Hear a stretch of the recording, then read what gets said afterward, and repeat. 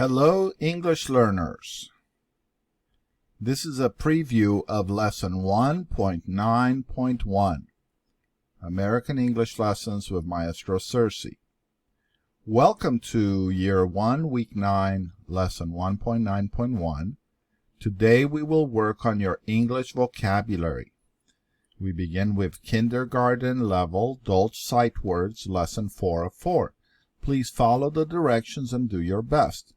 So the first thing you do is you watch this vocabulary video 2 or 3 times, okay?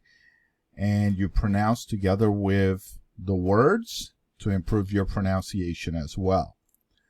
The second thing you do is you read aloud the following words and sentences in English, then you translate them and read them into your primary language using the translator on this page.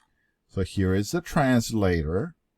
First, you read this in English, and then you translate to make sure you understand everything.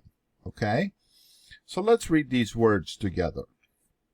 To, under, want, was, well, went, what, white, who, will, with, and yes. He is too full to be hungry. That car is too expensive for me. Are you an English learner too? The submarine is underwater. My bag is under my desk. Did you see what is under the table? I want to go to school. Did he want to sing a song? You need to want to learn English. Lorena was a singer when she was young. Francisco was a mechanic last year. The student was happy to learn English. If you learn English well, you can make new friends. He can dance well on the dance floor. Can you speak well in English? I went to the supermarket this morning. The girls went to the store yesterday. The boys went to play soccer at the park last week. Do you know what is in the box? What is your age? Do you know what languages I speak? A white dove symbolizes peace. My friend gave me a white rose. Do you like white or dark chocolate? Who is your best friend? I will tell you who likes you. She wants to know who called her on the phone.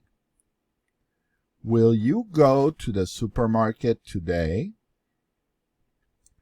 When will she know the results of the test?